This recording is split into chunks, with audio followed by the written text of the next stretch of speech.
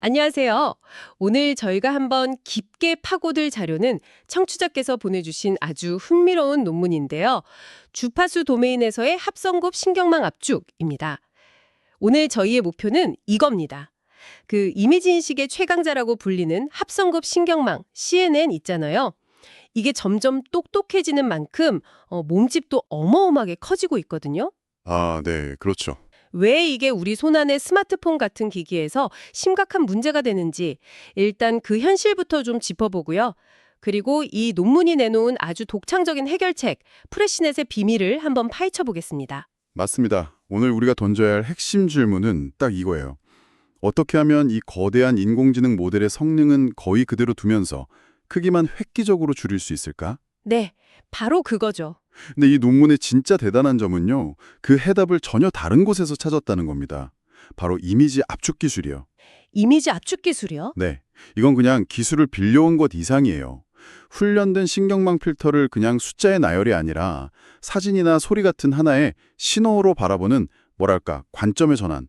바로 그게 이 연구의 진짜 돌파구인 거죠. 관점의 전환이라. 우리가 매일 쓰는 JPG 파일의 원리가 최첨단 AI 모델에 어떻게 적용될 수 있는지 그 연결고리를 찾아가는 아주 흥미로운 여정이 될 겁니다. 와, 시작부터 흥미로운데요? 좋습니다.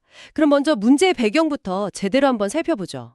CNN이 이미지나 음성 인식에서 인간보다 낫다는 건 이제 뭐 다들 아는 사실이잖아요. 그렇죠. 근데 그 성능만큼 크기도 엄청나게 커지고 있다. 예를 들어서 2012년에 이미지넷 대회 우승 모델 파라미터가 한 240MB 정도였는데 네, 그 정도였죠. 불과 2년 뒤인 2014년에는 567MB에 달했어요. 네, 2배가 훌쩍 넘게 커진 거죠. 바로 이 지점에서 현실적인 고민이 생기는 것 같아요.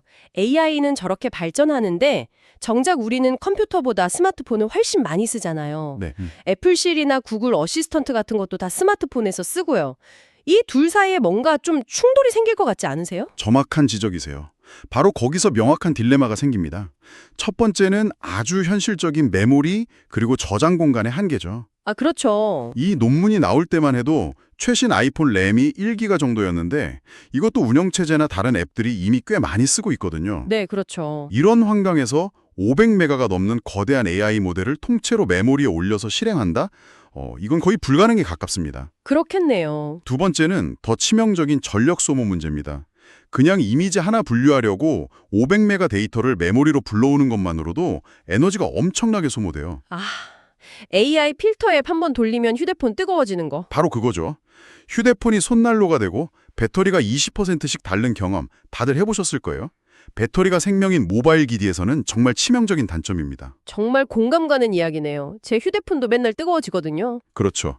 예전에는 신경망의 완전 연결 계층이라는 부분이 파라미터 대부분을 차지했는데 구글랩 같은 최신 모델들을 보면 이제는 파라미터의 85% 이상이 이미지의 특성을 잡아내는 합성곱 계층, 여기에 다 몰려 있어요. 아, 이제는 그쪽이 핵심이군요. 네. 그래서 이제는 이 합성곱 계층을 압축하는 게 AI 경량화의 핵심 과제가 된 셈입니다. 알겠습니다. 상황이 심각하다는 건 충분히 이해가 됐어요. 그럼 이 논문은 도대체 이 거대한 모델을 어떻게 줄인다는 걸까요? 아까 말씀하신 그 관점의 전환이라는 게 구체적으로 뭔지 궁금합니다. 핵심 아이디어는 CNN 필터의 가중치, 그러니까 그 파라미터를요, 주파수 도메인에서 압축하는 겁니다. 주파수 도메인, 조금 어렵게 들리는데요?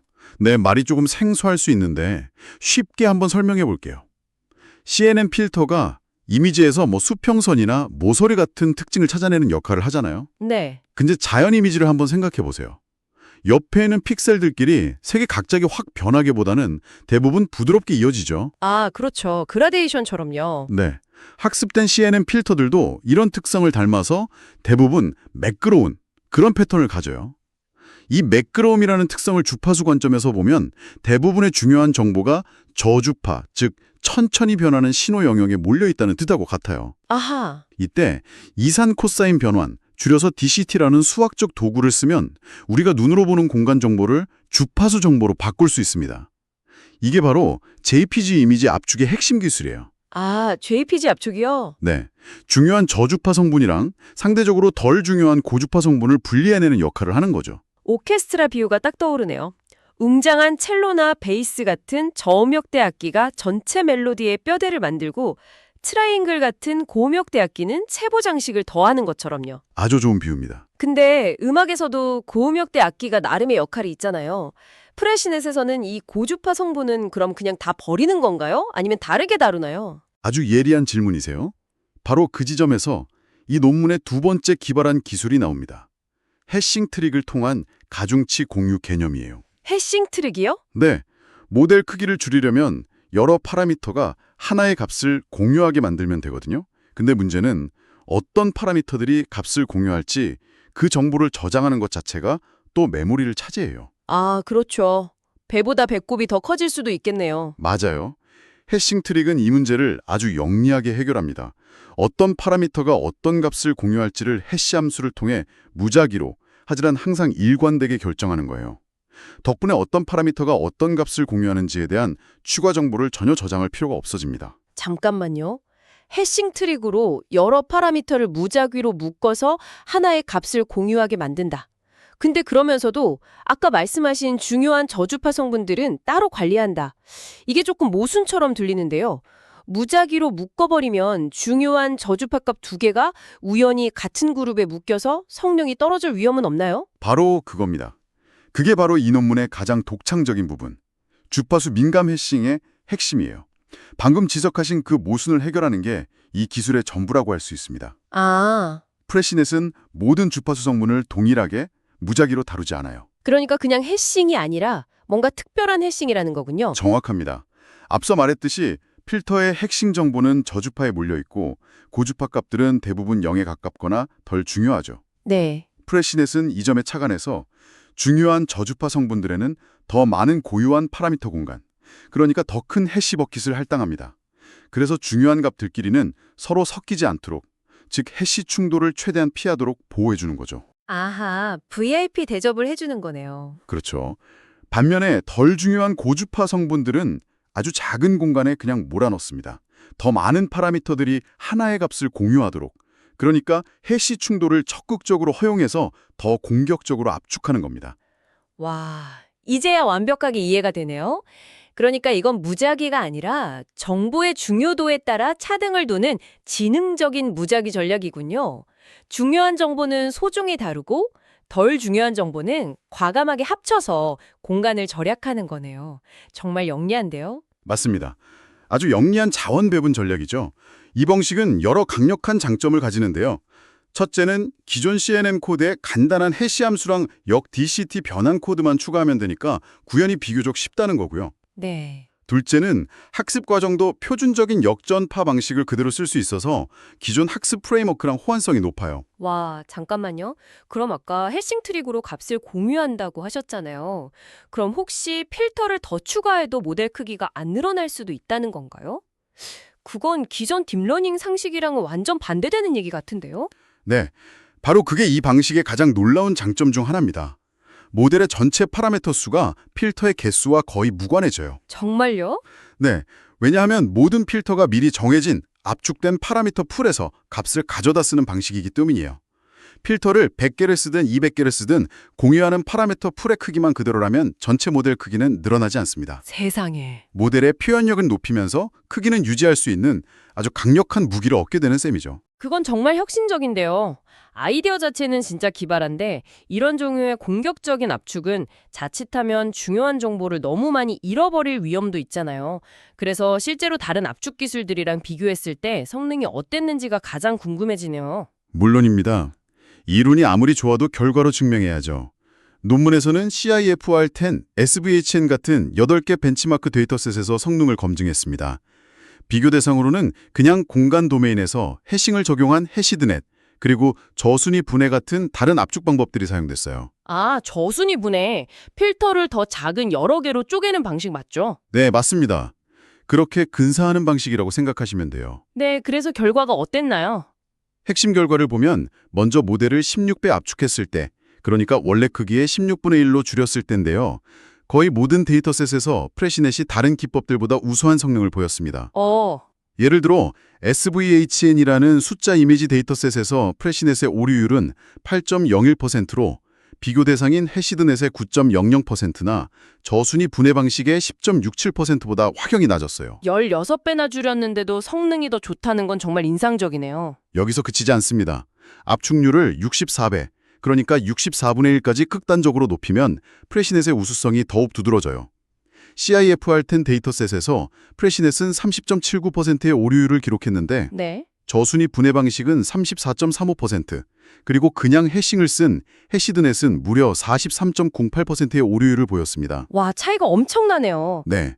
압축률이 높아질수록 필터의 중요한 구조적 정보를 잘 보존하는 프레시넷의 장점이 그야말로 빛을 발하는 거죠. 찌만 들어도 대단한데 혹시 이걸 눈으로 확인할 수 있는 방법도 있었나요? 네, 논문의 그림 7이 바로 그 역할을 합니다.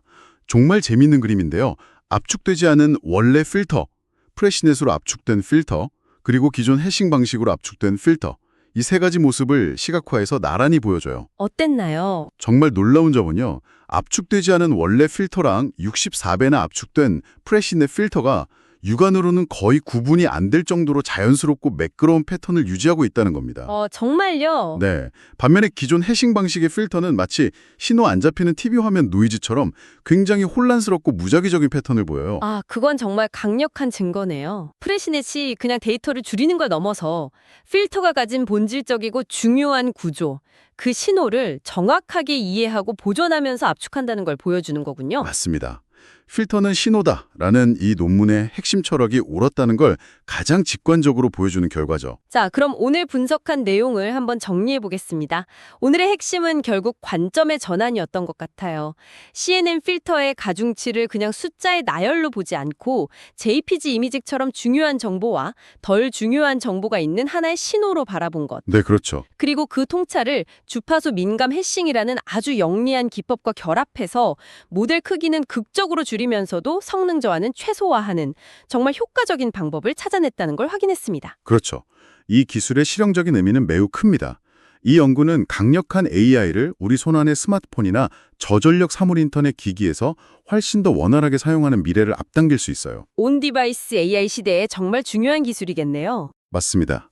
클라우드 서버에 의존하지 않는 시대에 이런 모델 경량화 기술은 기술 대중화를 위한 가장 중요한 열쇠 중 하나라고 할 수 있습니다.